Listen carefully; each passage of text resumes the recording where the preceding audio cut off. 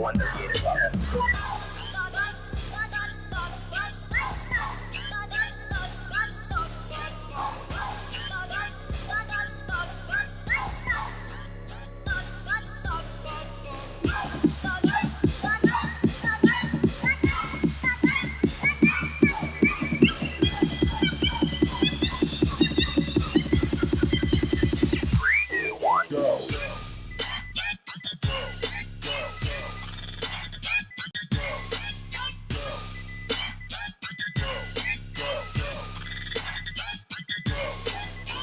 Hello, everybody, and welcome to the Para OR Normal Guyz. I think I'm live.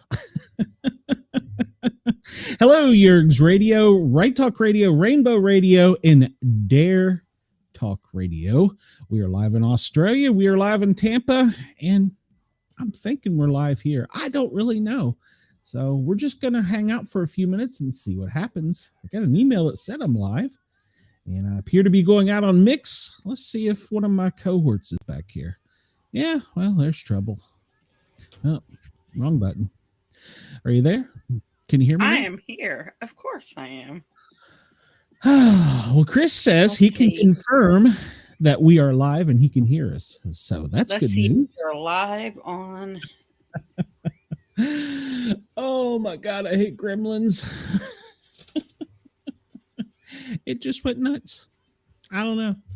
Pamela Hicks says hello, Harley. So she sees us. Hi, Pam. Yeah, she's from the asylum. Hi, Pam. Come over and find the Sport Cat shows and subscribe here too, please. I could use another sub or two, especially since everything's going batshit crazy tonight. Well, my whole day has been like that. I had a Final Destination near close death call today. Just tell us about it, Harley, because right now I'm ready to punch a kitten. No, I was walking home and this guy's tire completely broke off his van. Like there was the piece that holds the whole tire, the rim, everything together broke off. And the tire went flying and went right past me and almost hit me and then bounced on the ground several feet behind me. So when you say right past you, what's right past you? Like we're talking 5 feet, 5 inches, 5 like yards? A couple, like a foot right next to me. A foot? Wow. Yeah, it was pretty close. Wow. It was to the point this guy that was on the street pulls up right by the curb and he starts yelling, "Are you okay? Do we need to call an ambulance?" I was like, it didn't touch me, but yeah, I'm fine. It just went right by me. Scary, but yeah. Crazy. Well, I'm glad that you're okay. And that we didn't have to put a black ribbon over. Exactly. That's a piss your pants moment. It is a piss your pants moment. I agree, Pam. You are correct. Like all you see is the guy pulling up to the side of the road because the whole side of his van does this number and drops straight to the ground and you hear the metal scraping. So did he get out and say anything or did he? No. Was he trying to figure out where his tire was? No. He was going through the stoplight as the tire just broke off. Was this like an old jalopy? I mean, like, a painter's van or something? I mean, was it anything? It just looked like a regular minivan to me. Oh, so a mom van nearly took you out. Wow. That mom van almost took out a mom. That would have been bad. So, well, I'm glad you're here. I'm glad it didn't take you out. Or maybe it did. The system glitched and this is alternate you. The black ribbon would have been made out of tire ribbon. Tire rubber. It's where the rubber meets the road. Well, I told my best friend, I'm not going to say her name, but she lives. Right? Well, I voice messaged her on my way home. That's okay. And she's like, have you been messing with the Annabelle doll too? Because you know how the guy who's been doing the tours for the Annabelle doll died. And she's like, Yeah. "Have you been messing with the Annabelle doll?" I said, Out of "No." nowhere. She Yeah. said, "Okay, Final Destination right there." Yeah. We should make a show about this. Yeah, that the Annabelle guy. Yeah, it was a guy. He did. He just suddenly died for no apparent I reason. told her it was the doll. The doll did it. He I don't shouldn't have mess with been those taking that dolls. doll. He should not have been I don't. taking that doll out of the case, moving it around, Yeah, doing anything with that doll. That doll was put yeah, in that case for a reason. yeah. I don't mess with those dolls. That and the one down in the Keys. Oh crap! That the boy doll, The boy doll. Robert. Yeah, I don't know. He creeps me out. Yeah. So no, I don't mess with the dolls. So My no. husband does not allow any Raggedy Ann dolls in this house at all because of that doll. Exactly, Pamela. Leave it alone. Yeah. And they said they're not going to cancel the tour of this doll. So now they have to find somebody else who's going to have the balls to go take this doll around. No, Chris. It's a doll of a sailor that's down in the Keys, and he's Well, creepy. there's the You should Robert doll Google it. too. The Robert doll's just as creepy, and it's just That's as one of the Keys. possessed as. Yeah, I that didn't one know you it was can't in the take. Keys. I think it's the one in the Keys. Just search for creepy doll in the Keys. Yeah, if you take its picture without asking its permission, your plane will crash on the way home from the Keys, or something bad happens. It's so yeah. I don't mess with the dolls. And we said that. I think I had an old Raggedy Ann doll, and I think it's still here in Mom's house in the basement. I need to get it and Well, send a when picture my of niece you. was little, um, exactly. But when my Yeah. niece was little, her great aunt, it's my husband's daughter, not daughter, my husband's sister's kid. Your husband's daughter. Wait a minute. Well, my husband does have a daughter. That's not mine, but that's my daughter. But okay, my husband's niece, her aunt bought her those big, oversized, almost human sized Raggedy Ann dolls that they kept. She bought her one of those. My husband was like, "That thing's not coming in this house because that's even more extra possessed because of how big it is." Just think if that one became possessed. I had a Human sized possession doll. I had a pink Tweety bird that I won for my daughter down in Orlando. We carried that thing around. Okay, our first guest is here. I guess she got my email, so let's just bring her out and see if she's had my creepy no, doll. no. Keep those creepy dolls away from me. Hello, Joni. How are you? Hi. Yeah, I had my ringer off on my phone, so I didn't get your email until I went to call you or write you and say, "Hey, what's going on?"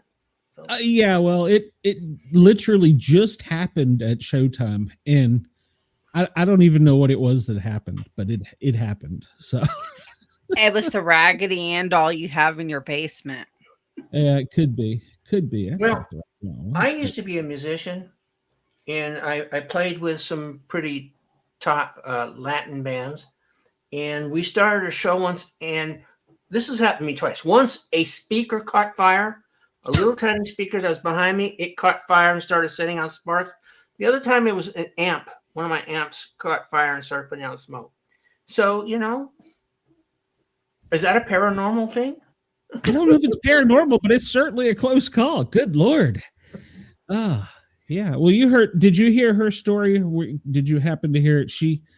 Harley, tell your story. So. Well, I had a Final Destination near death moment. Because you know how in Final Destination, they all have some near death moment that's like traumatic, like the poles that go through the car and all that. Well, this guy was going through the stoplight today, and his tire completely broke off his car and went like a foot right next to me and then bounced right behind me. And I'm like, Final Destination moment right there. I'm locking myself in the basement. No, I'm not going out now. Tell me. Why would you go in the basement? That's where your Raggedy Ann doll is.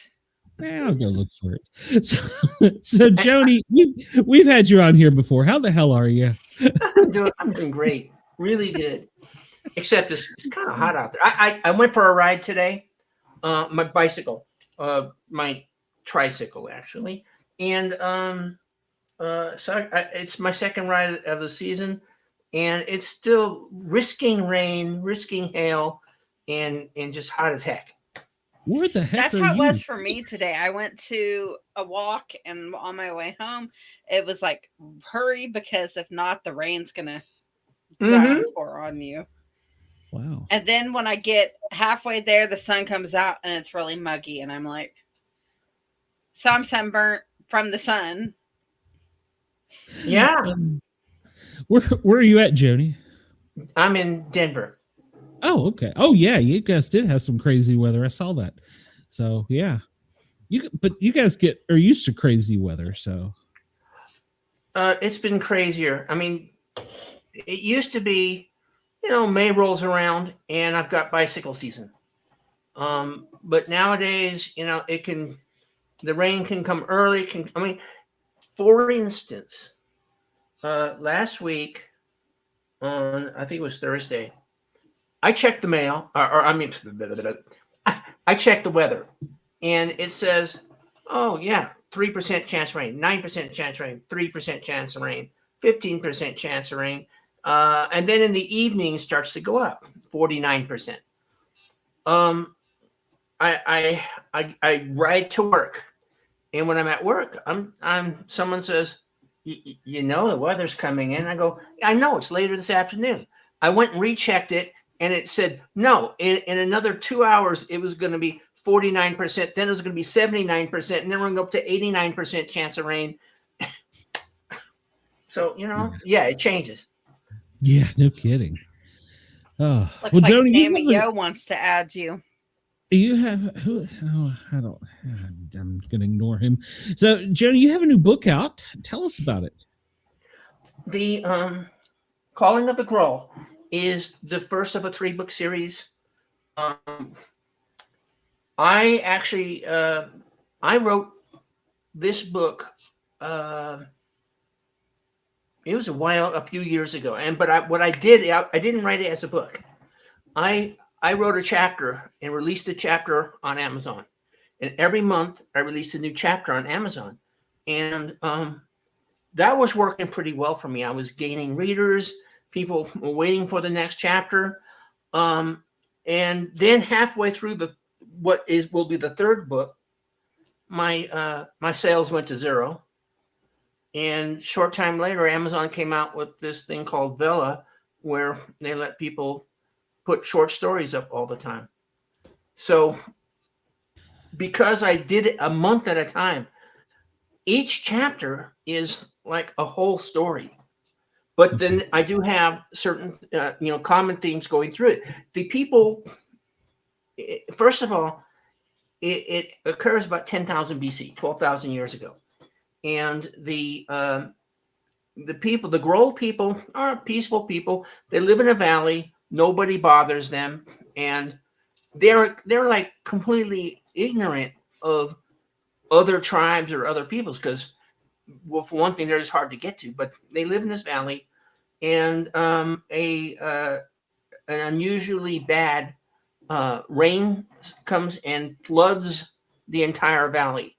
And they have to pick up the pieces and as many people as they can save, and they are leaving. And they follow their chieftain, who's got visions from the ancestors. They follow him up to they're heading towards the high mountains, and they experience snow for their first time. And this is actually where the entire idea came from, because I was in a writing group that had a challenge, write 800 words about snow. And so my 800 words was about these people coming across this white soil that when they picked it up, it was cold and it melted and turned into water. A very magical thing to them. And so that's how I started, and I expanded it. As a matter of fact, in the book, I include the original story in the end. But the first book is about man versus nature, and there's some difficult trials ahead of them. Um, there are. This is in the time of saber cats, Mhm. and they have to learn how to navigate saber cats, and it doesn't end well for everybody. But it's and it's a lot of action and climbing, but there's also a lot of their religious beliefs in spirits and in um, when somebody dies, you have an opportunity to speak with them before they're gone, and so there's a lot of tragedy that occurs on the road for them.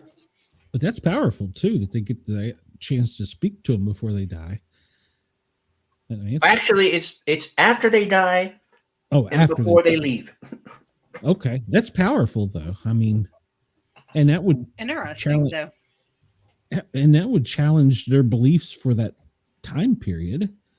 So, yeah, that's yeah, I can't imagine what it would be like the first time to experience snow in having never seen it, or that how did man, how do you put that to words? Because yeah, it's like frozen water, but you don't know it's frozen water. So And they're discussing, is it sacred? Can we walk across this meadow of sacred soil? Um, and while they're trying to figure this out, they have a child who's running a fever, and someone figures out, if we take some of the sacred soil and we rub it on their forehead, they feel better, and so they can come to the conclusion that this is good, and the spirits wouldn't put this here. The gods wouldn't put it there if they didn't intend for us to cross it. that is pretty cool. So now you say saber cats. Are there any other, I guess, prehistoric animals or? Well, I don't believe my people ran across them, but in that time period, we did have mammoths. Okay. All right. So the first few chapters, you included them in your book, or are they separate on Amazon? No, the chapters. The only chapter I still have on Amazon is the first chapter. People can read the first chapter, and it's 99 cents, the cheapest I can make it. They can read it, and if they want to see the rest of it, they can, go get the book. But so I think, if I remember right, it's about the first 12 chapters that made up the calling of the Grull. Okay. Amazon self-publishing, is that how you started this idea? Or, I mean, you said you had an 800-word project, but well, yeah, and I've been publishing on Amazon since about 2010. okay. So I always ask everybody that publishes on Amazon, do you like it? Because I've heard yeses and nos. I would love to like it. Good. Okay, I'm with you. I'm trying to find that success, and I've also put my books on Google, but I don't think anyone's seen them. I've hired a publicist to help me find readers, and that is working some. I'm seeing the readers that this month we're pushing 2 books to readers. That's what the publicist is doing, but I'm seeing 3 books that are being sold. So I hope that's a trend. I think I've got about 8 books out there now. Oh, wow. Well, I remember from before when you were on, you're so multifaceted. You've been in acting, you've been in music, you've been in some form of entertainment your whole life. So yeah, well, and so was my father. My father, he sang Glee Club with the Elks Club, and when he was singing, I used to go up and sing with him, and I had this innate ability to just harmonize with what he was doing. I couldn't explain it. I could just do it. Same with playing the piano. At 2 years old, I started playing piano. Did you have formal lessons? I started formal lessons, I think I was in the 8th grade. And they didn't last very long because the formal lessons were dink dunk dink dunk, and I said, well, okay, listen, and I play some jazz. And I'm imagining the music instructor wasn't too fond of that. No, she wanted me to buckle under and do that. Yeah, I think they were called the Hannon scales or something like that. Yeah, I think you're right. Yeah. Similar story for me. I started taking violin lessons in 7th grade, 6th grade. And that was the same time that Charlie Daniels became so popular. And so I'm at home practicing Charlie Daniels instead of the stuff they want me to. And I got kicked out of music class. So, yeah, but I don't play it. So I'm lucky to play anything. So, well, I've always had a knack of picking up instruments and being able to play them, except for the trumpet. The trumpet hates me. I could not get real notes out of the trumpet. And it's been decades since I've tried playing a flute, but I could probably get 5 or 6 notes out of a flute. The one instrument I've always wanted to try and never have is either the violin, the viola, or the cello. I did the bass in and like all the way up through high school, like the big bass. The upright. I'm 5 feet tall. Yeah, I'm 5 feet tall, so I was shorter then. So that was fun watching me carry this big ass bass around. Did you use a step stool? Yes, I did. So you had to carry a step stool with you, didn't you? Yes. When we were young, we used to do such silly things. But none of my kids took up to music. None of them did, which really kind of bugged me. I wish they had. So, see you, Wendell. None of mine have. They're all obsessed with video games.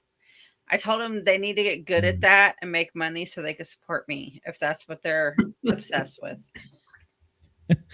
Can you make money in video games? I mean, there's actual people who go to competition and make thousands and thousands of dollars playing video games.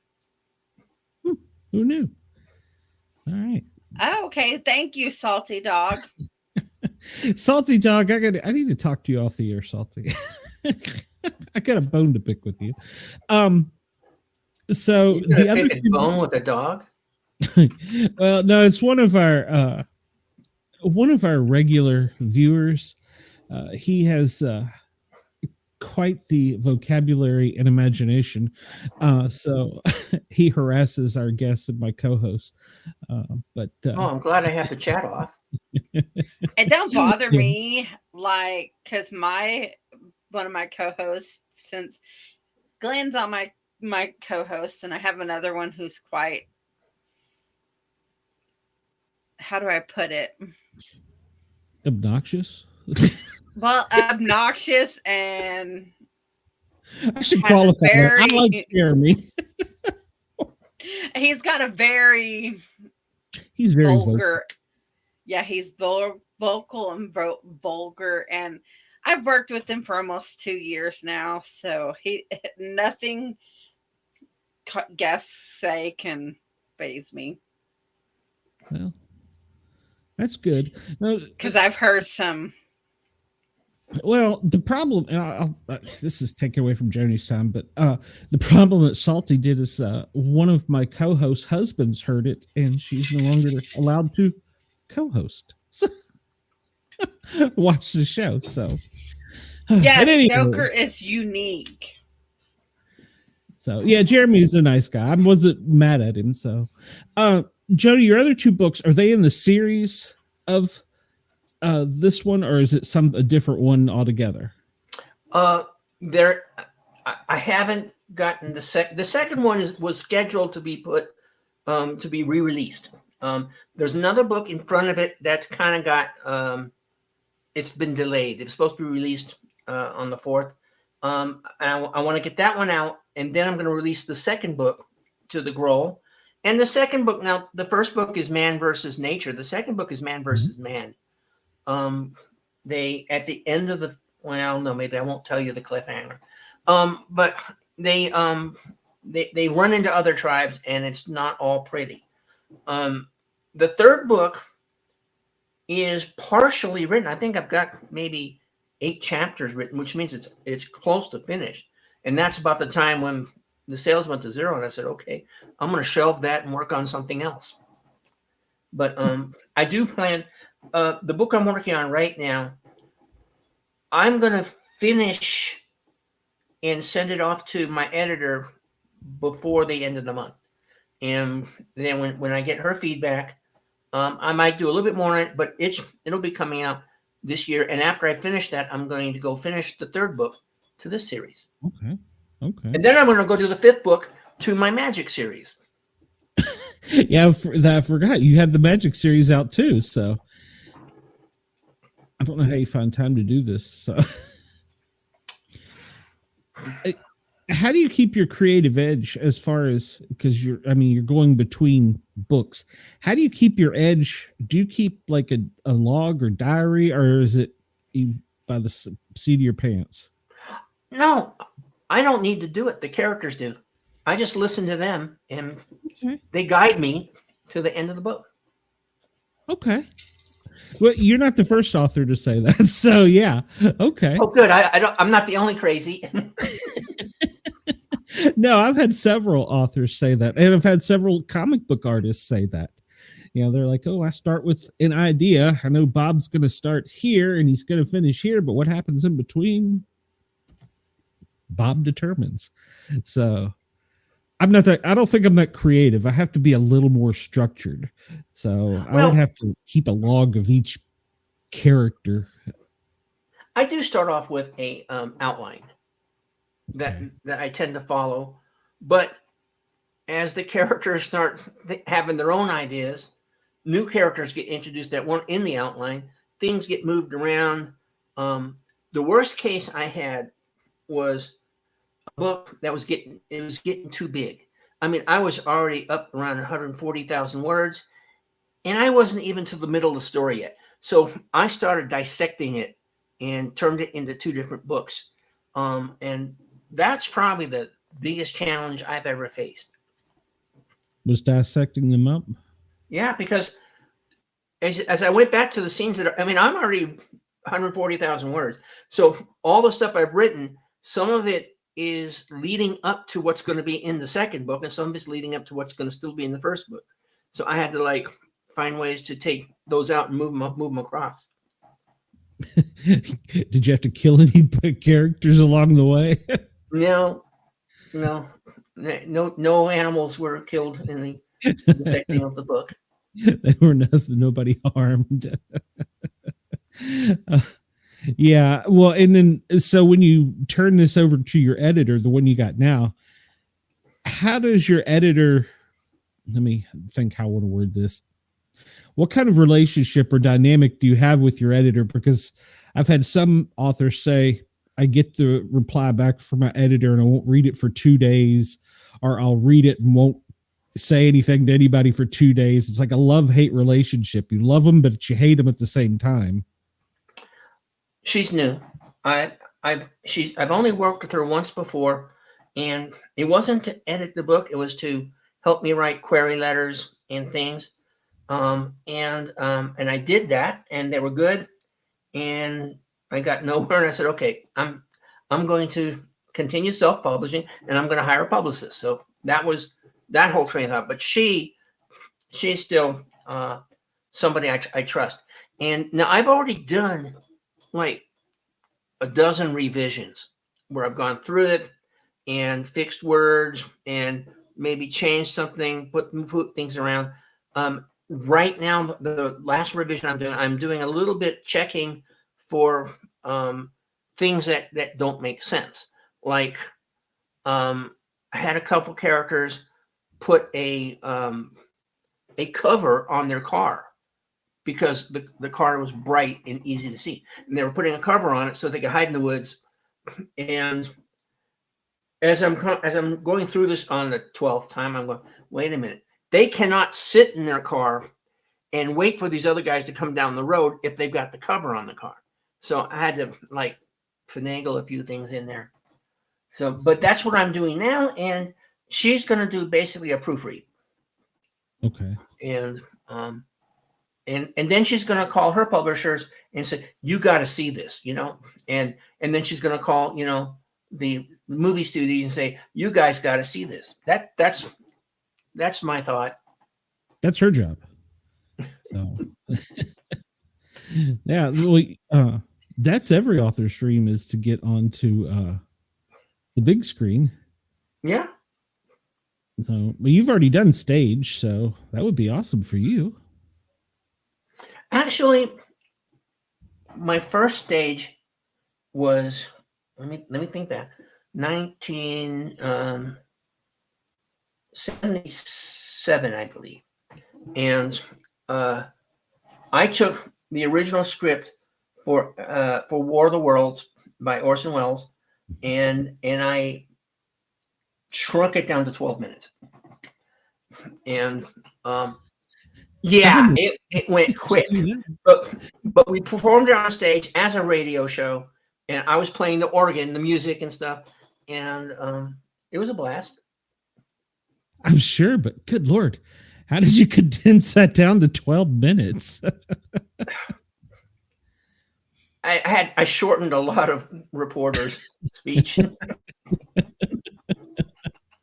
Oh, that's great. Yeah. Well, that's the talent. Yeah. So, well, when you said that, as soon as you said that, that did remind me that was theater of the mind, because it was audio. So yeah. Oh, and we didn't have any commercials. No, actually, that's not true. I think we did have one commercial. In the 12 minutes. Well, I guess give you a breather.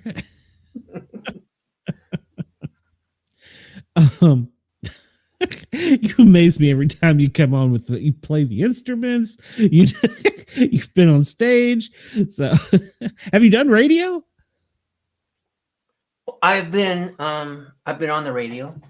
I've been, as part of my musical career, we have been interviewed. And on one part, oh gosh, there was one radio jock who liked to get a little outlandish and got himself in trouble sometimes. And he mentioned that I had a striking resemblance to a certain serial killer, and that got him in trouble. In fact, I think he ended up at a different station.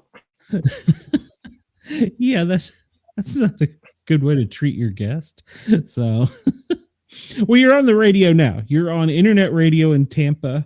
You're on Right Talk Radio, Left Talk Radio. Jörg's Radio has just started all these new channels, and we're kind of like spreading out to help him get some more listeners. You're on Rainbow Radio, Right Talk Radio. I think we may even be on the sports channel. I don't know why. And we're also, our newest one, we are on Radio X in Australia, Dare Radio. So right now, it's about 10 o'clock at night. No, 10 o'clock in the morning there. And they're listening to us in Australia, which I don't know why they want to listen to me, but hey, I'm glad they do. So, well, hi, everybody.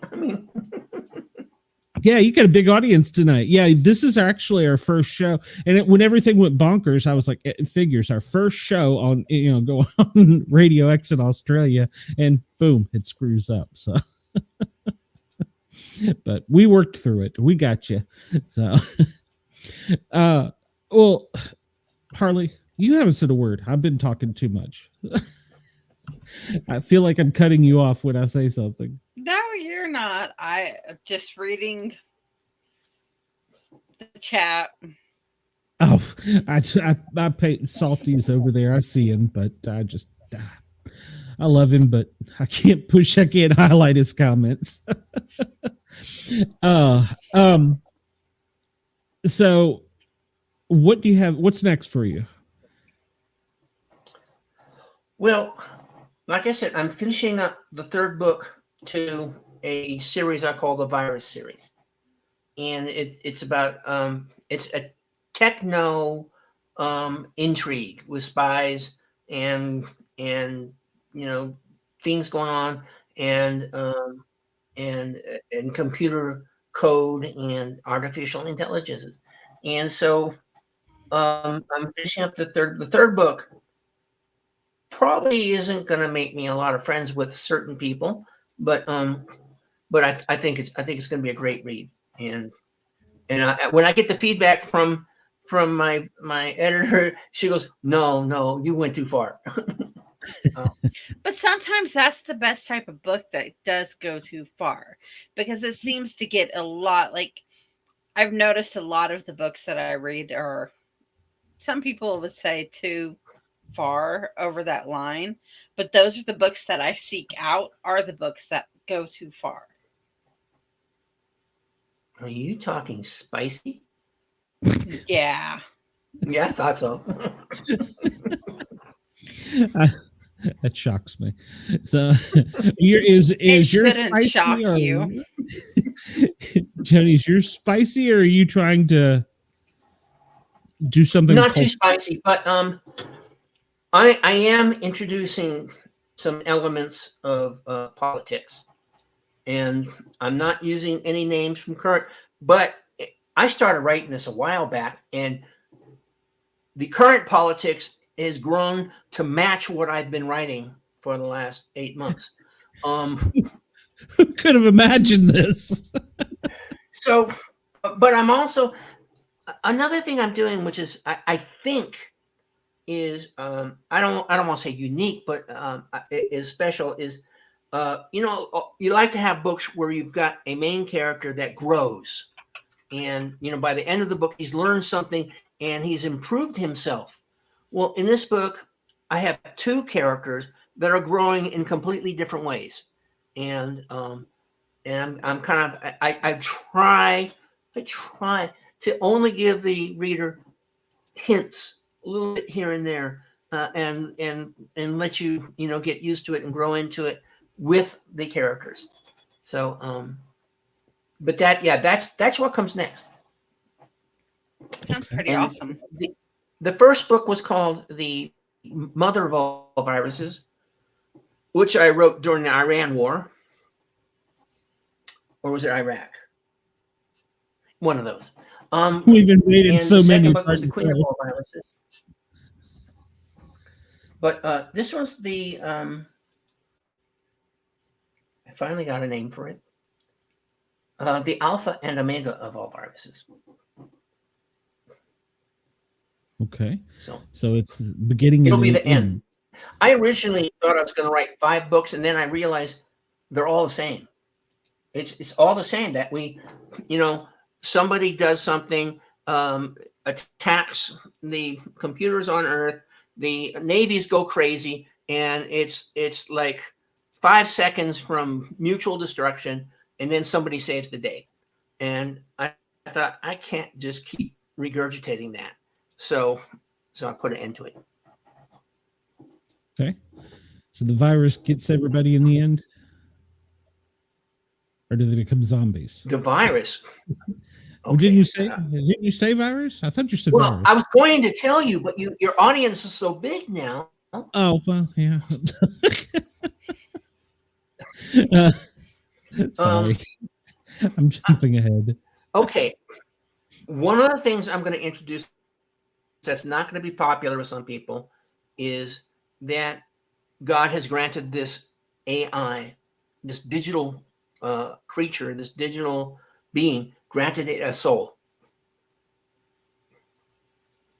Okay. So that's one thing I'm going to introduce, and I'm going to introduce a theory for the universe, for how it begins and how it ends, and then it begins again. Interesting. Do you use AI now at all? I use AI in my editing. Like it's like a smart spell checker. So Yeah, I totally get that. I can't spell, so yeah, I totally get that. It's it's funny you said that. I read an article earlier tonight. I think it was Popular Mechanics, and it was talking about what if aliens, ET, is actually AI, and it had a pretty compelling argument. I was like, huh, I never thought of that, and I'm carrying this little alien around in my pocket. Well, yeah. have you ever gone and Well, had a they conversation like with to, your phone in your pocket, and then later on ads for what you're talking about pops up on Facebook or Mhm. Yeah, your phone stalks you. almost. My fiance and I have had conversations, and all of a sudden noticed that everything we're saying was popping up in a script on Facebook. Now I was able to delete it and get it all out of there, but yeah, that would have been uncomfortable. Yeah, there's I think we're going a little too far with it. And like, well, you were talking about politics. How did we get where we are? I mean, it's not just politics, it's AI, it's politics, it's the world. So I think my generation, Well, yeah, I, the question, how do we get here is a good question, but where do we go from here? Um, you know, can we actually survive as a nation if we don't have farm workers? Um, yeah. and the notion that we're going to put people who are on Medicaid out there to pick, lettuce is ridiculous. Come on, they got to get their walkers in gear. We need some corn. Yeah, no, you're right. But then they also do stupid things. Like I saw an interview where one of the top brass said he got off the phone earlier with the soldier on the moon. And I'm thinking, what? and Where does they that want to come give from? everybody who has autism, which this really bothered me because I'm autistic. They want to give us all trackers and a Fitbit and make us wear it. What? Yeah. Are you serious? I hadn't Yeah. heard that one, but I'm And they autistic want to start a also. registry for everybody who has autism to go onto so they could track us and know where we are. What? That's Well, crazy. of course, that's because we'll never play baseball. I only played softball. We'll never write a poem. Oh, I've written a lot of poems. What else did he say? Oh, we'll never pay taxes. I have paid so many taxes. I'm Yeah. still paying taxes. It's Oh, two yeah, things you yeah. do. You die and pay taxes. So hey, speaking, you said poet. Today's Take a Poet to Work Day. So does anybody take you to work? So I saw that earlier. No, Sorry, I'm filled with all kinds of stupid little tidbits of facts. So I am going to call my boss and demand he has to take me to lunch. that's right. So some people think ET being AI is BS. Just an FYI. I don't But know. I'm in Ohio and we eat the cats and dogs here. Remember that? Well, No, they taste good. Not really, but that's what they're saying is that's what he said. We eat cats and dogs here. It tastes like chicken. I don't know. Yeah. my therapist is a little upset with me that I said, well, my fiance and I are planning on maybe getting a homestead and eating rabbits. And she went, you can't Rabbits eat are bunny good rabbit. Did They you are. say rabbits? Now they taste like chicken. Okay, you said rabbits, right? Yeah. Yeah. Yeah. No, I think I've had rabbit. I'm pretty sure I have, but yeah, okay. All right. Well, you're going to have a lot of rabbits. That is not hard. Do you know how much they procreate? Like they reproduce so fast. One doe will give you 50 bunnies in a year. and you're filling your freezer with organic meat. And if you have 2 does and 1 buck, you'll be giving away rabbit. And if you don't separate the does and the bucks early enough, there's going to be a pair that's going to have babies at only 6 weeks old, and you're going to be, you're going to have rabbits climbing, up the walls. You're going to be, it'll be a swarm. A lot of rabbits. This is not a story you envision telling tonight, I'm sure. No, the homestead thing sounds completely awesome. I would completely live on a homestead, grow my own fruits and vegetables, and yeah. Mm-hmm. Well, my fiance is already a beekeeper, so. But it's so much work. That's what my wife wants to do when she retires. And I'm like, wait a minute. So you're telling me we're going to leave the city? We live in Atlanta, and we're going to leave the city. We're going to buy this farm, and we're going to have crops and trees and farm animals. And she's like, yeah. And I'm like, who's going to be taking care of all this? I told my husband that when my kids get 18 and they get on their own, we're going to sell our house and buy a farm. And I'm going to have many horses and sheep and goats. And yeah. I want some of those mini horse and then the cows. Don't think so, Did. You only need to get an acre. Yeah, exactly. 1 acre. Get those cows and basically you're growing a victory farm. Well, they're called goats. Mrs. Sport No, they have cows that are like, they're big cow, like big and popular right now. I forgot what they're called. Wait a minute, there's midget cows? No. Yeah, there's midget cows, but they have like fur on them. Like they have longer hair. I'm going to be Googling, can you eat midget cow? And I'm going to get you don't eat them. All right. Yeah, Joni, I am not going to get a cow that I have to milk, because you have to milk them every day. And, I did that as a child. Like 6 or 7 gallons of milk, and I can't drink milk like that. No.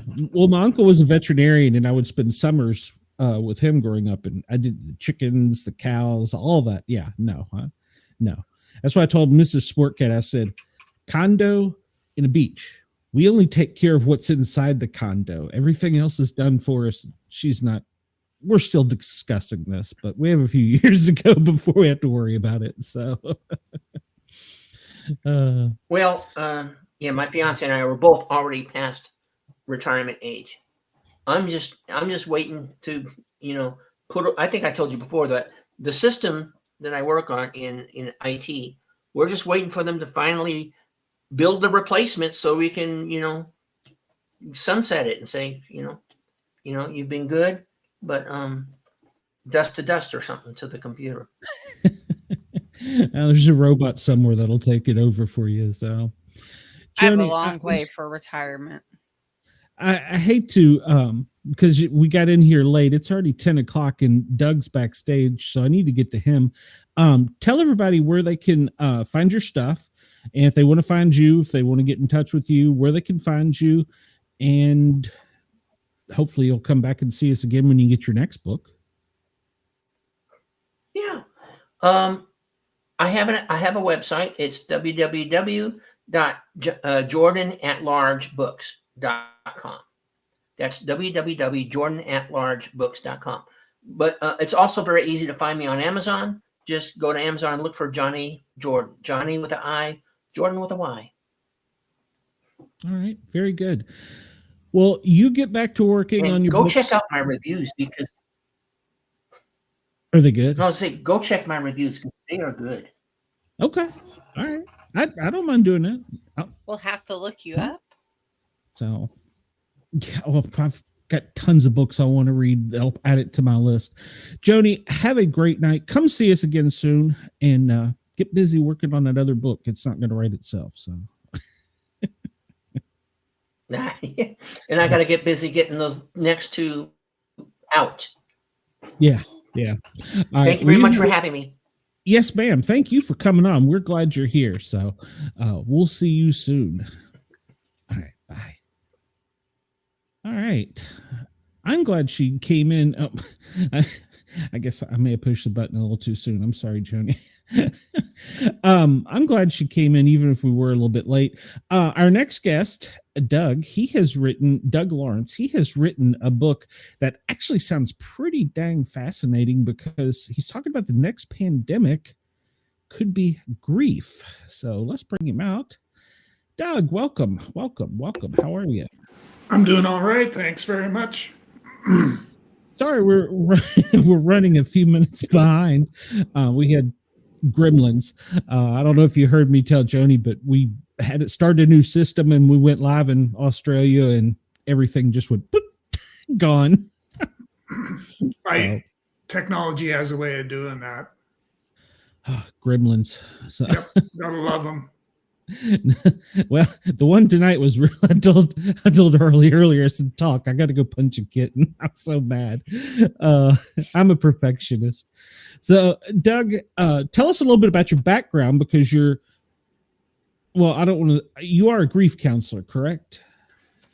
Yes, short grief mentor is probably a closer terminology. Yeah, grief counselor would sort of suggest that you've had some formalized training where mine's all come from lived experience. Okay. All right. So your book, the title of it gets me because you say the next pandemic, grief. Set us up. Tell us about that. Silent pandemic. The silent pandemic. It's slippery trying to get away on me. So where this came from was the book before that, You Were Not Alone, touched on mental health and mentoring and how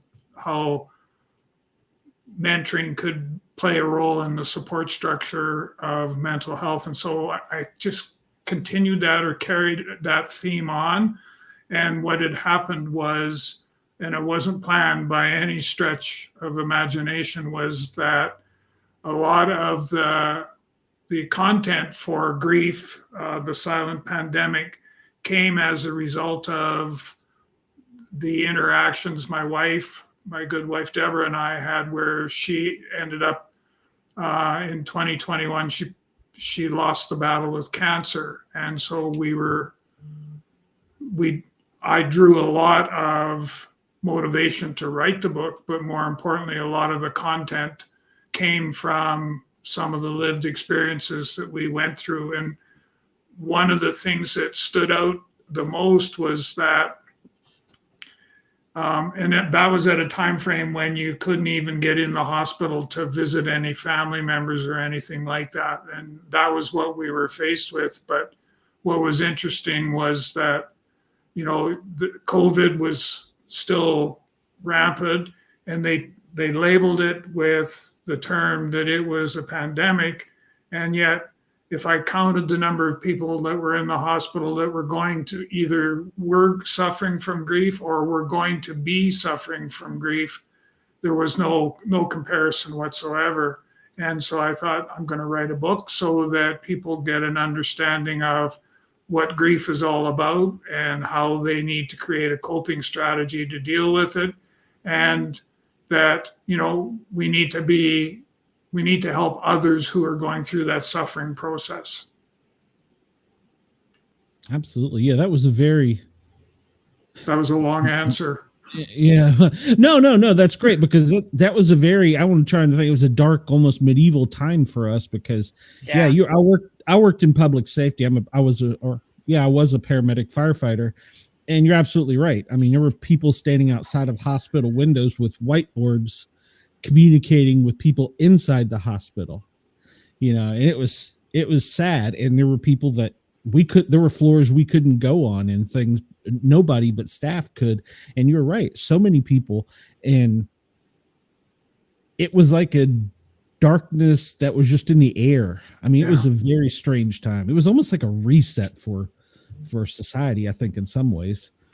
People got depression and never actually healed from it. And no, you're right. See, and that's why one of the things we talk about when we talk about dealing with your grief and stuff like that. If you don't process that and take care of it and get it out of here, it's going to just magnify itself that much further than for the next time that you lose a loved one or something like that. It compounds itself, and we need to, as I say to people, are you dealing with grief? Yes. Have you reached out and asked for help? No. Well, then why not? And do you realize that these things are going to happen or could happen to you if you don't take the time and go through it and process the loss, whatever type of loss it is, but whatever's causing you grief and is hampering your healing journey, you need to deal with it, and so that you can, start moving a little further down that pathway. No, you're right. And us in the medical field or public safety, we kind of just had to suck it up and keep going. So we didn't get to process a lot of it.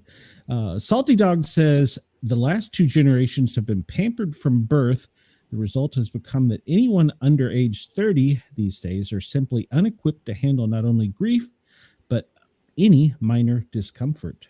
There's a lot of truth there. I don't exactly agree with that. My daughter's 21 and she is in college, working full time, has her own apartment, handles grief very well, and has never been pampered from anything, and handles everything. Yeah. It's all how your child is raised. There's that. And like he says, also how you process things. Well, I mean, and you got to think too, a lot of the generation now from like 2021 up until here recently have been doing everything virtually because of the fact that they could not leave their house. Yeah. So that alone made them where they don't know how to communicate. They don't know how to socialize. They don't know how to do anything that they need to know how to do to function because of the pandemic that hit and stunted everything. Because there was several years that high school graduates couldn't have a graduation. Mm-hmm. They had to do it virtually. My daughter was almost in that generation to where she, luckily it ended right before, but they still had to wear masks to go across the graduation line, but they were they did a virtual prom. How are you going to do a virtual prom? I still don't understand that, but that's a different note. Yeah. But that pandemic stunted them. Yeah. It really did. And there's a lot of people that are still dealing with that period of time, not just in the ways you're talking about being stunted. I mean, dealing with grief because so many people passed during that time. Oh, my grandmother passed away from COVID, and my bonus daughter and her mother has long-term COVID. So they always will have that effect, all the effects from it. Yeah. The thing I find most alarming is you go to the grocery store and you're standing in line and people are talking about, oh, did you know that Sally passed away? Oh, what did she pass away? Oh, she had cancer, and she put up a good fight and all that. And then you go from there to someplace else and the same story, the same message. And yet we still, where I notice it the most is I'm part of some support groups, and the story is the same no matter where you go or what you're doing or anything like that. The story is the same, and it's the fact that people are grieving, but people don't have the coping mechanisms in place to be able to deal with the grief. And so consequently, just like I said earlier, it compounds itself. And society makes it very hard to be able to get the help needed for grief and depression and stuff like that, because there's such a big, what's the word? There's a big stipulation. That's not the word. There's a big thing against, people look down. Stigma. If you're saying stigma against people with mental health issues and depression, and so they're afraid to reach out for help. I mean, I know personally I have issues, and there's times I'm messaging Glenn and I'm like, hey, I'm having a day. I need to talk. Yeah. And sometimes it's hard to know who you can and can't talk to with issues, because you got to worry about, okay, so is this person going to go and talk to this person and make it worse than what it is and tell this person something completely different? So sometimes it makes it hard to go. And sometimes you're not sure if your conversation with that person triggers some of the darkness that they're dealing with. Because I mean, like right now, my husband's fighting cancer. He is in that 1% of males who get male breast cancer. And that's very rare, because only like 1% of males get it. And by the time they get it, it's a stage 3 or 4. My husband was a stage 3 when they finally got it, and they removed the tumor. And we're in the process of dealing with all that.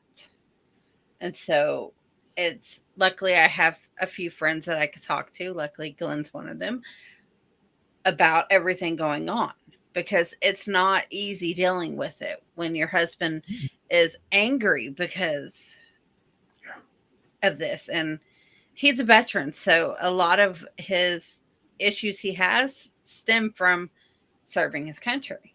Mm-hmm. Yes. Well, and there's also chemo brain will make you angry. So well, he won't have to have chemo. Luckily, they're going to do hormonal therapy. Okay, good. Thank God, because I've seen the side effects of it, and my grandfather went through chemo, and he was never the same.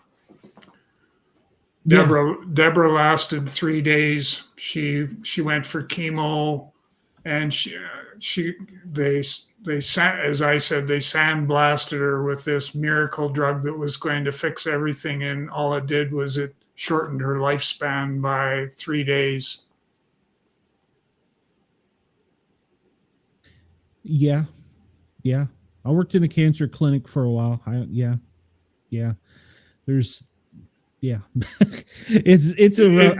couldn't stay in the I couldn't stay working in a cancer clinic. I had to go back out in the field and deal with that trauma. It was, well, I mean, as a paramedic, I see you for 30 minutes, maybe an hour, and then I move on to the next one. I've got your stuff on me, but it's only a small portion. I mean, it builds up and you get so many.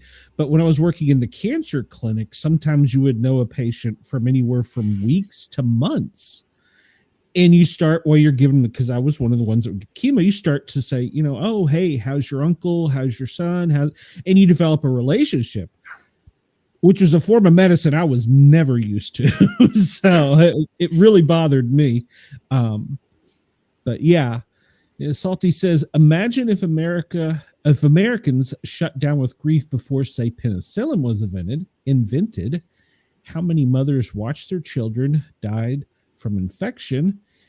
It is my fervent, is that the right word? That grief is now mostly self-indulgence. No, I don't think so. Yeah, I struggle with that. Well, I mean, there are people that waller, and that's a Southern term, that, get down in it and they don't want to get out of it. But sometimes they can't get out of it. Mm-hmm. Oh, no, you're right. And then there's, in the mental health field, I don't know if you've ever experienced this, Doug, but there's other people, we called it, in my experience, crabbing, where you see somebody about to get better and get out of it, and a relative or a family member or neighbor just pulls them right back down into it. And we called it, in EMS, we called it crabbing, because you're like, man, you were doing so well. You had been, drug free for X and da-da-da. And then boom, so. It's interesting too, because especially the EMS part, because I think it was in the book You Are Not Alone, I had a bit of an excerpt in there where I had interviewed someone who was working as EMS. And the one thing that she had said that sort of stuck with me, and even to this day, was all she wanted was somebody at the end of the shift to sit down with them and help them decompress, help them go, to be able to say, this is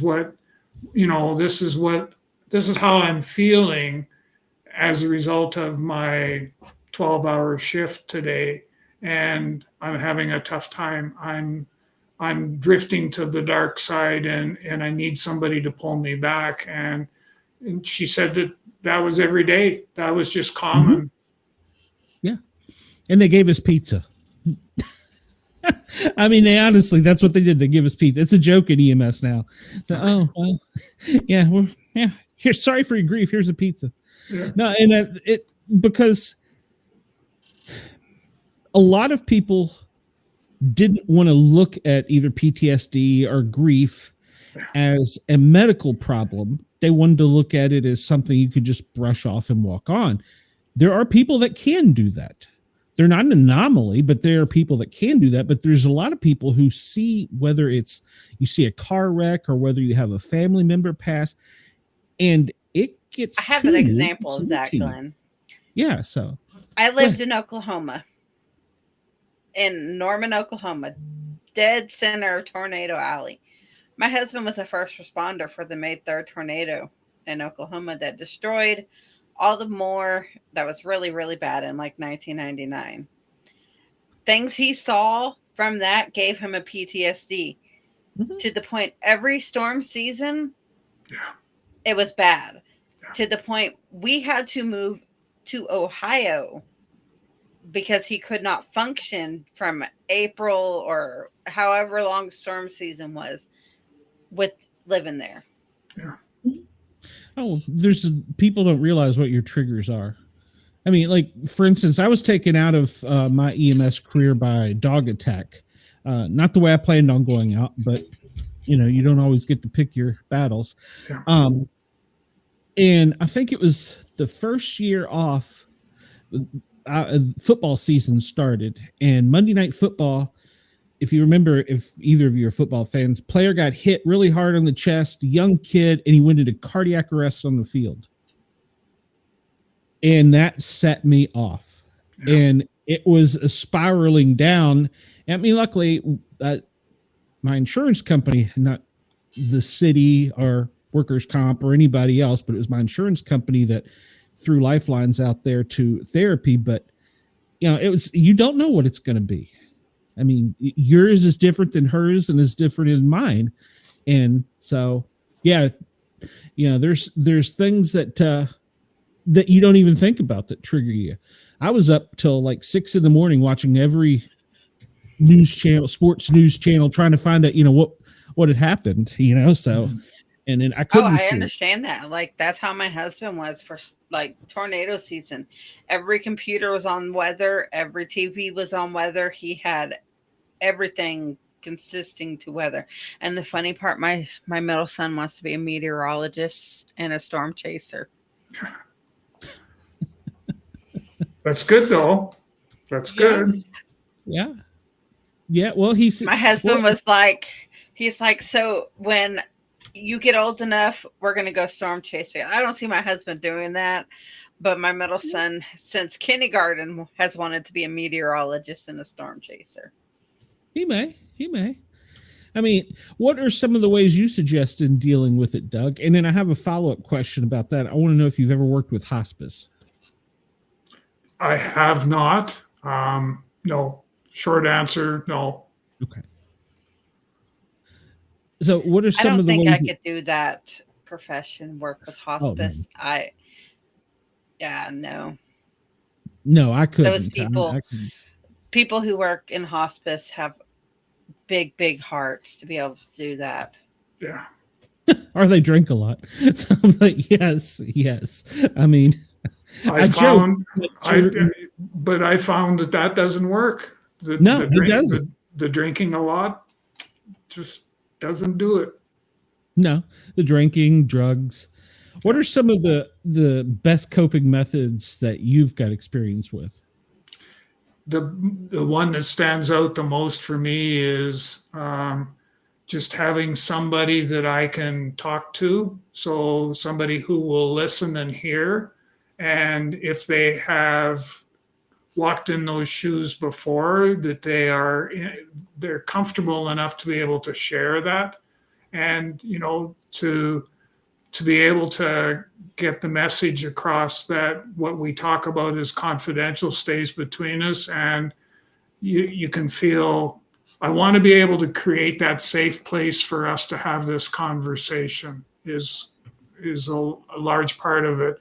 So most of it is relationship based, more so than anything else. And when I look back, I think that COVID didn't do me any favors in that it stunted or slowed down the interaction that people wanted to have. No matter who you were, you were basically just kind of pushed off to the side, and life goes on. No, you're right. It was one of the jokes at EMS that if you died in a car wreck, the autopsy or the death certificate said you died of COVID. Because I mean, they were just rubber stamping because there were so many. Yeah. Like the scenes of the victims that were in the bags that they showed that were laying on the ground reminded me of like The Walking Dead in the beginning when they come out and see all the bodies laying there. Deborah, we weren't married yet, and she unfortunately drew the short straw when I was Royal Canadian Mounted Police officer. I was stationed in a small rural community in northern British Columbia, and ended up, there's a whole lot more to the story, but ended up having to had a death by suicide, and ended up having to transport the body in a body bag like you had talked about. So ended up transporting it 8 hours in the middle of winter, 40 below weather, to the closest morgue for an autopsy, and gave you a different perspective on life. And what it was an experience. Deborah got to see what it was like to actually be the wife of a police officer in a small community, and the fact that, albeit maybe just a little bit at the beginning of our relationship, where she got to experience what trauma was all about, and how she was going to have to figure out how she was going to manage it, and on top of it all, provide me with the support I needed. Society needs to offer more support for that situation, even for like veterans and their spouses, and even their children, because like I know they offer counseling for veterans, but I don't think they realize that the spouse and the children deal with all the effects of the veteran, and then it causes them problems too. That's like police and EMS and firefighters, their spouses and children deal with the effects of what happens to that person too. On top, they need to offer, like that should be automatically offered, some form of counseling for that field work, period. Yeah, that's a good point that you've raised, because I've noticed that as well. I do mentoring with ACP, American Corporate Partners, and so we're dealing with vets that have most recently come back, but very little effort or time is put into exactly what you said, which is, what services can be offered to, the family members and to the spouse in particular. what services can be offered and how can we go about encouraging that those services are being offered in a time when, when it's needed. Mm-hmm. Oh, I know. Well, I mean, I know family there's been several times that we've gone and they don't even let me go into the for his mental health appointments. And they're like, no, it's confidential. But they don't seem to realize that people with mental health issues aren't exactly going to tell you No. everything that's going on. And it's probably better to have their spouse there who sees everything that's going on, because they're the ones that straight up tell you, nope, he's lying. That's not what's going. This is what's going. That's why we don't take them in. Yeah.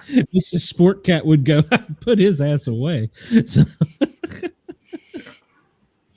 I joke, but she actually worked in the mental health field for a while she was doing some of her nurse training. But yeah, but no, you're absolutely right. They don't prepare you. And had she not been, speaking about Mrs. Sport Cat, had Beth not been in the health field, I don't know that she could have dealt with it.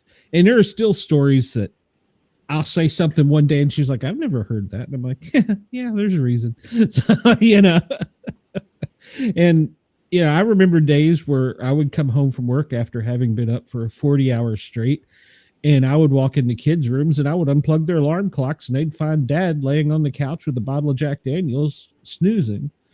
I remember days like that, and I'm not ashamed to admit it. Because they don't give you coping skills, and even the jocular atmosphere at the fire station or the EMS station doesn't always lend to it, because the old guys are like, oh, come on, just walk it off. You'll be okay. But really in the background, they're dealing with their own issues, but they don't want to let anyone know because of the stigma put on it. Yeah, you're right. They're supposed to be the guy, the one that can handle everything. And there's such a stigma on all of it that they're the ones that in the end, unfortunately, something horrible happens. Mm-hmm.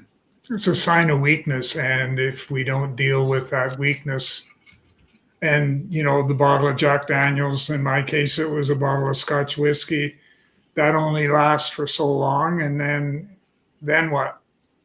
Like my grandfather, he is in Vietnam, and he drank himself to death because of the fact that, well, they offered him mental health, but with the stigma on it, him being a man and being a veteran, he wasn't supposed to let them know he had these issues. And so he drank himself to death. Like, he had cancer in the end. The cancer's what took him. But he drank so much that it affected his kidneys. And the doctor told him, you stop drinking, your kidneys will stop. Basically, it was you're going to die if you quit drinking alcohol now. And that affects the family. Yeah. But, well, luckily, a lot of larger departments now are doing things like in our officer training to where we are kind of trained to see little signs here and there. But if somebody's deep in it, you may not see it. No. Sadly enough, that's probably that's more of the majority than not.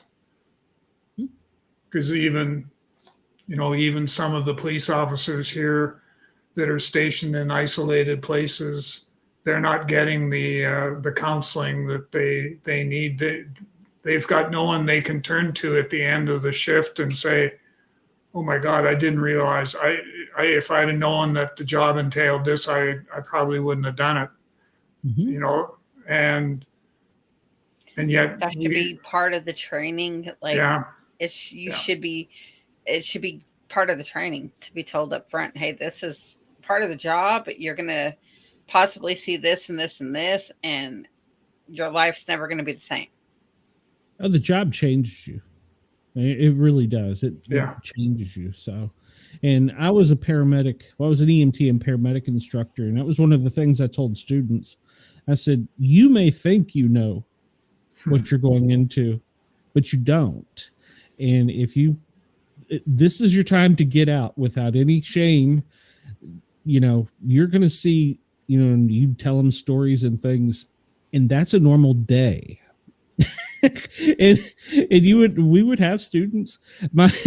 I worked for a private school, and the owner would come to me and goes, "You're running off students." I said, "No, I'm saving their life," because they would quit, after hearing some of these stories. And I said, "No, I'm saving their life, because if they can't handle it in class, they're not going to be able to handle it on the field." Yeah. So, and it's rough. I mean, and right now, worldwide, we're experiencing a shortage of not just first responders, but medical workers in general, because of the grief, because that nobody helped the COVID people that were locked in deal with it. Yeah. And a lot of people, they were going home and like having to quarantine in garages, and sometimes not even being able to go home to their families. Oh yeah. Yeah. And when at the beginning, and all the deaths that they saw. Yeah. At the beginning, it was so they were in quarantine us like that. Oh, you came in contact with a patient, you're quarantined. And so I was isolated from my family. I was isolated from my second family. And then towards the end of it, they were realizing they were shutting down whole stations. They're like, "Oh, no, you'll be all right. Just put on this mask, wear gloves. You'll be fine." So, but yeah, so, but it isn't just COVID. I mean, it's mental health. Grief in general. And it can come from a multitude of ways. The reason I asked you, Doug, about hospice is I just had an experience with hospice. My aunt entered hospice back in May, June. Maybe. Yeah. And then by the end of June, she had passed away. June. And it was by dementia. And even as a paramedic, I have a hard time figuring out how you went from my normal, healthy Aunt Mary to suddenly this. And I talked to a lot of the hospice people, and they pretty much gave me the same answer as, "Well, that's just the way it is." That's how my grandfather was, because at the end he had Alzheimer's and dementia, and he didn't even know who my grandma was, and he was married to that woman for 60 plus years. No, it's just, dementia is a terrible disease. But I mean, as a first responder, I've seen and held many people's hands while they're dying, but this was more intimate, more personal. And I found that dealing with it was almost as if I was dealing with a stranger, if that makes sense. Yeah. And I don't know, and I've told my counselor, I said, I don't know that I have ever, if I'm ever going to process it. So maybe I'm weird. No, you're not at all. It just reminds me of going, my grandma was she was in level 1. So assisted living, right at the top level 1 back then here in Saskatchewan anyhow. And I remember going to see her, and her not knowing who I was, and walking down the hallway of the care home. And who did you say you were again? Oh, I'd like to introduce my grandson to all you good people. And I'm going like, oh, if I make it to that age, just shoot me. Yes. I told my kids that. You think, well, it's in Grandma's case, I think she was 101, something like that. She was right around that. So, she'd lived a good life, and, sort of some of the cliches, she lived a good life and all that sort of thing. But the big thing was that, she'd lost some of that ability, the cognitive ability to be able to sort of connect the dots, to be able to say, I think that that's my grandson, but I'm not sure. And I don't want to say any, so you go through a number of different ways of looking at it. But, for family members, going and visiting those who are dealing with, illnesses, old age, whatever, that can be a traumatic experience just by itself. No, absolutely. Absolutely. I agree. Like my mom, it tore her up when her sister, her entire life they were together, didn't recognize her, so yeah, I get That's that. why when it got to that last, like right before my grandfather passed, my grandma kept saying, bring the kids to see him. I said, no, he's already gone. That's not my grandfather. And I'm not bringing the kids to traumatize them to see that. I was like, he's already gone. Mm-hmm. I went through the same sort of thing with my mom's mom, that they told me what she was in the hospital in a bed, and she wasn't doing well. And my last picture of her in my mind was my healthy grandmother joking and laughing and all that sort of stuff. And I had basically said, I have a memory and I want to hang on to that memory. And as a result of that, I'm sorry. And I said it to my mom. I said, I'm sorry, Mom, but I can't force myself to go and see Grandma when I know I have an image in my mind of what she probably looks like. And I don't like that image. I want to hang on to this other one that is more in line with what I remember and what I recall. And that's what I did. And it made it, I don't know, for me, it made a difference. Is it chickening out and sort of, not necessarily putting the right things in the right places at the right time? Is it all of that? Yeah, probably. But still, at the end of the day, I still have memories to this very day of, good times and things, and, 30 some odd people at Grandma's place for Christmas dinner, and, all those being kicked upstairs in her house. Oh, you kids get your ass upstairs, because the adults are drinking. Okay. So kids go upstairs, and yeah, you still have those memories while you can. Mm-hmm. And a lot of what you just said was coping skills right there. Yeah. It really is. I was not going to go and see him like that. I saw him December 30th. That was the last time I saw him. He passed February 1st, that next February. And he went downhill that fast. And I was like, no, I saw him December 30th. That's who I want to remember. Not the person laid up in the hospice bed. Yeah. So, Doug, I heard you say this was your second book. What was your first book? So I've written 3. The first book is The Gift of Mentoring. The second book is You Are Not Alone. And then the third one is this one, Grief, the Silent Pandemic. Where can your books be found? So my books, all of them actually, are available on Amazon.com. So www.amazon. I have to look them up. Yeah.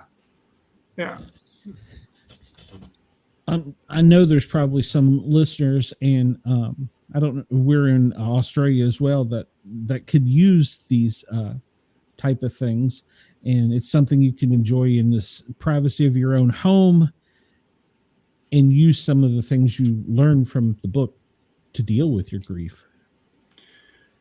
That's interesting. I'm putting the You Are Not Alone in my Amazon shopping cart.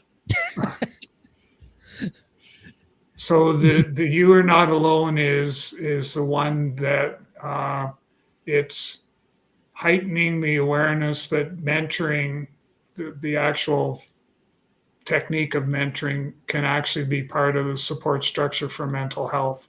So, because when I look back at my experience with post-traumatic stress, at that particular time point, had I had the exposure to a mentor, even somebody who knew how to listen and hear, and who would, talk me through different situations, the lived experience story, and all of that. That's what that book will do for you. And then this one, Grief, the Silent Pandemic, it takes you a little bit deeper into the world of grief, and it shares some personal stories that, we kind of went through. I had a chap that actually did some editing for me on this one, who had, we just made a connection and I can't remember what the reason, doesn't really matter, but we made a connection. And there is a lot of the things that happen. Like, I'll give you an example. When Deborah was first diagnosed, I in the book, I make reference to sitting on the edge of the bed and the doctor coming in and trying to make a bad situation a little more lighter. But it was at that particular time point, as I say in the book, it was at that particular time point that I realized, I recognized that I was going to lose my wife, Deborah. And, so how a lot of those things, and even editing the book and working on the book was such that it added to the trauma that I was already experiencing as a result of that. And, that's a good point to think about is grief trauma, or is it, the other way around? And if it is, then how do we deal with, how do we process it in order so that it doesn't consume who we are as individuals? No, and that peer-to-peer counseling it can be such a wonderful tool. The firehouse, we used to say, we're going to sit you down on the bumper and talk to you. Yeah. To the rookie, say, all right, we're going to sit on the front bumper and we're going to talk for a minute. And that's where the fire department, you call him the senior guy when you've been there for when all the kids are below you. You're the senior guy. But yeah, you sit them down, you have that front bumper talk. Because you can't unsee some things. So, and that moment you're talking about, I have been with a doctor, working in the oncology clinic, that said that. And I've heard so many patients say it feels like a train just hit me. Yeah. And because they instantly, you associate the C word with the D word, and whether not everybody does, but whether or not that's the first thing that comes to mind. And of course, a lot of times if you get it in your mind, that's half of the problem right there. Well, and that's a good point, for our listeners as well, is that if you think negatively, I had to do this with my mom when she got diagnosed with cancer. And I would phone her at the end of I was RCMP at the time, and I'm driving home to go home. And I would phone Mom every day at 4:30, 5 o'clock, whatever it was. And I would just, get her to sort of do the positive affirmations, we're going to beat this. We can't let it get the best of us. We're going to, and kept doing that. And to be truthfully honest, I think it made a difference. I think me doing that, coupled with a couple of other things, was sufficient enough to extend her time on this earth long enough that she could see her granddaughter get married. Yeah, positive affirmations, intent. Yeah, there's a lot of power with that. Well, one question, Doug, I like to ask everybody before you get out of here. I guess you saw it in the email. We wouldn't be a paranormal show if we didn't ask you if you had some kind of paranormal experiences in your life, or seen a Bigfoot or anything. So I've had a mixture. I've had interaction with the spirit world, which came as a result of, Deborah's passing. It seemed to heighten stuff. So, and then I've had, those instances where I would get up and go to the washroom, and in the one bedroom, the light came on, but there was nobody staying in the room. And so the light would be on while I'd go to the bathroom. And then when I turn around and start walking back to the bedroom, the light would go out. And I always say that's the spirit letting you know they're there, and they're watching over you. Because we used to have a TV that would do that in my daughter's room. When my grandfather passed, the TV would come on whenever she'd go in the room. I was like, that's him saying hello. Yeah. That's good, because I've been able to deal with the spirits that are coming and visiting, and sometimes it's been a little interesting how they come to visit, and why. I haven't been able to totally figure out why they're there, but they are. But the one where I had mentioned with my mom was I had gotten up and gone to washroom. My whole life centers around going to the washroom, and I can't figure out why. But anyhow,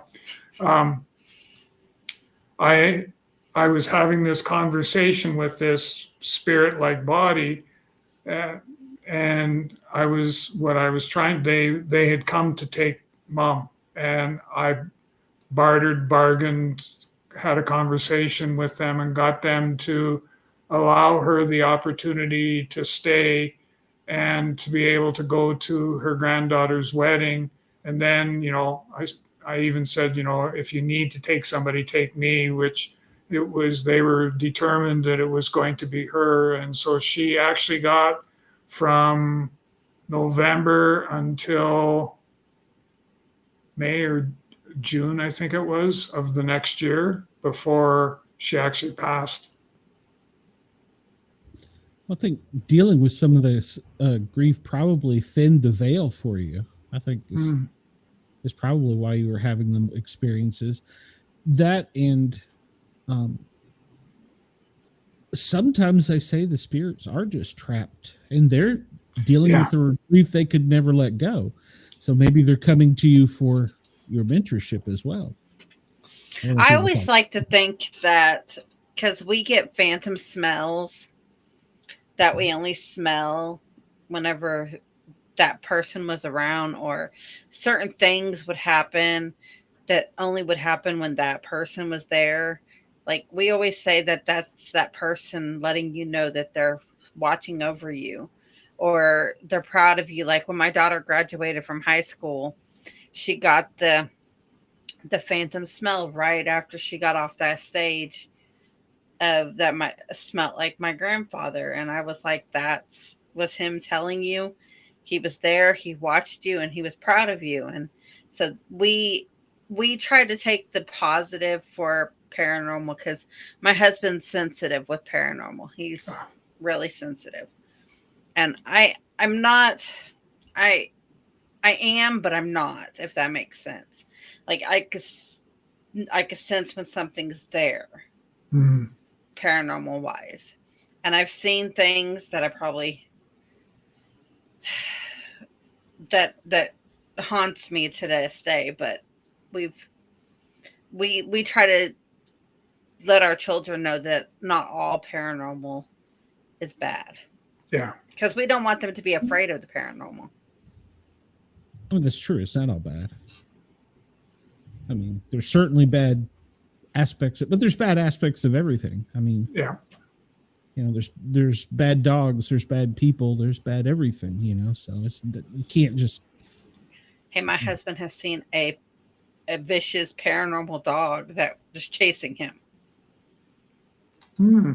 Okay. Well, that sounds like I need to follow that up. Yeah. Well, you were a Royal Canadian Mounted Police. Is that what you Yeah. said? Yes. Did you ever have any experiences out in the woods with Bigfoot? No, I didn't. I did. Darn. I was hoping. Yeah. Well, yeah, no. No, I didn't, things didn't shift until and even then I was just trying to think, but I was saying some of the traumatic events and stuff that I ended up going through, largely in part to being stationed in by myself with no support structure. I think my shift, I think there was interaction and stuff that was going on.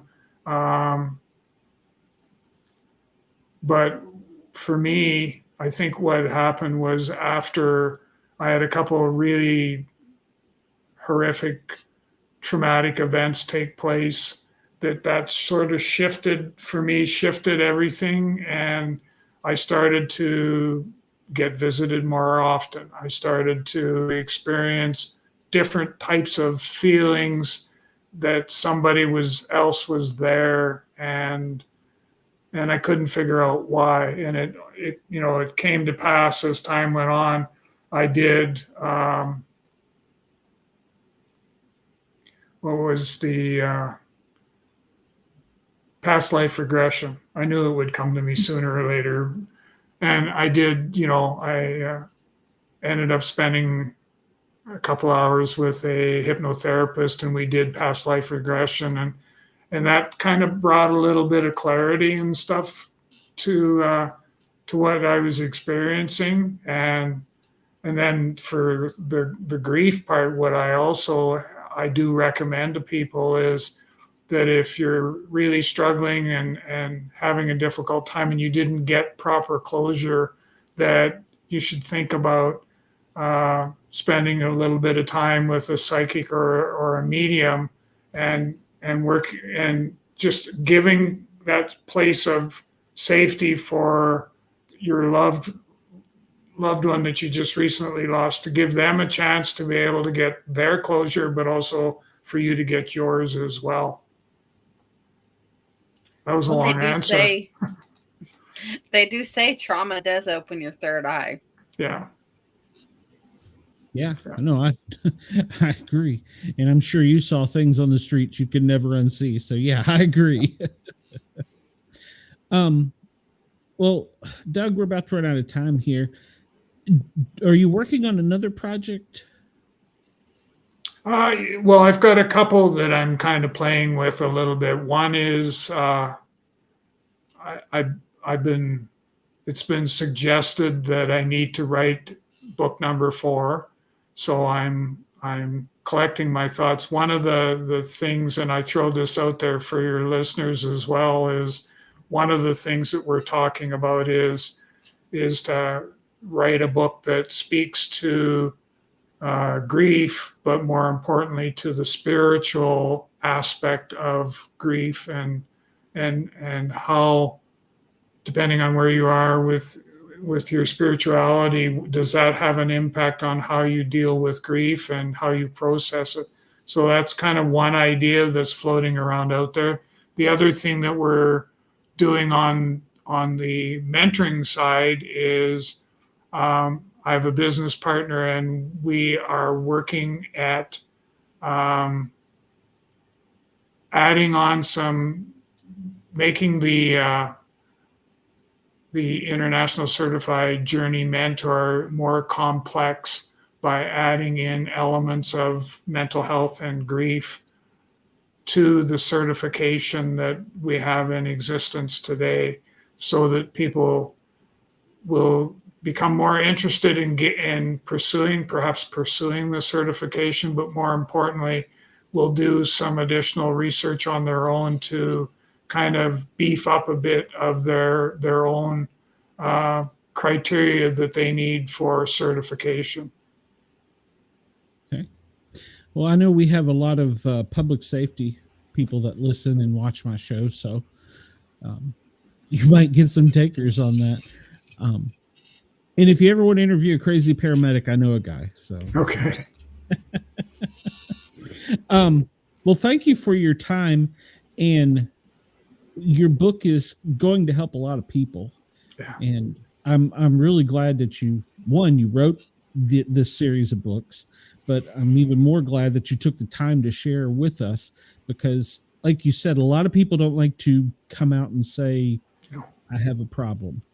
And once we can address the issues, we can maybe not fix the issues, but at least give you coping mechanisms. Yeah. So, yeah. I have 2 of your books in my Kindle right now. Yeah. Make Well, sure they to were give them on a Kindle, review. so they're on Kindle Unlimited. So That's actually one more project is we're going to probably August timeframe start to work on a audio book. Ooh. So ooh, I have to look into that because I'm big on audiobooks. Yeah. See, I'm autistic and it's hard for me to focus on books sitting there. I can't do Yeah. an audiobook. An audiobook puts me to sleep every time. So I have to read. I don't know why. It's maybe See, books people's do voices. the same to me because I can't, like, I'll start reading and then I'll get distracted and then. Yeah, ooh, shiny. Yeah, I get it. I do that too. Yeah. All right, Doug. Well, if Okay. anybody reaches out to you, let us know, and I'll send anybody your way if okay. Thank they you. need some help. But thank you for what you do. It's really appreciated. Thank you. Yeah. Thank you. And have a good evening, or I guess it's evening up there. It's probably later there. So have a good evening. Thank you for spending time with us. Thank you for the opportunity. Yes, sir. Thank you. All right. We'll talk to you soon, I hope. Okay. Yep. Take care. Bye-bye. All right. That was really nice talking to him because I'm going to enjoy reading his books. Well, he is got some incredible stuff there. And anyone that is listening or watching, for that matter, please check him out. And by all means, if you need to cope with some type of grief, address it, get some help. If nothing more than reading his book starts you down that path. So, Yes, 2 of the 3 are on Kindle Unlimited. well, there you go. So, I'm not sure who we have next week. I'm a little scatterbrained tonight because nothing is working like it should. But I want to thank Dare Radio in Australia, and to anyone listening, please come over and find us on YouTube, the Sport Cat Shows, and give us a like, a thumbs up, a follow, a share. We really could use it. We're trying to get monetized, so please and come don't over and forget do the that. Asylum with Harley also. Well, yeah, and there's her The too. Asylum with Harley and Joker. Yeah. So there's her station or her show too. So she does different things than I do. I do these weird things. So We do weird things too. Yeah, it's just not as weird as me though. So, but I'm special. What can I say? We had a great chat tonight, and that was awesome. Even Salty, I love him. I couldn't show some of your comments, Salty, if you're still listening. Yeah. But they were noted. They will be filed up here as a funny topical comment. So Chris, as always, thank you for tuning in. KG, thank you for tuning in. To everybody in Australia, Yerg's Radio, thank you guys. Rainbow Radio, we appreciate you for letting us tickle your ears, and we will see you guys.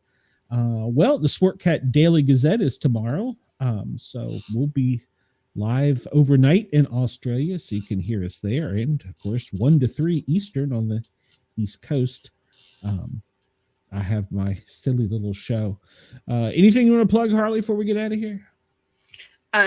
We are doing Saturday, the Craigslist Killer, and tomorrow night, remember, we're talking Big Brother.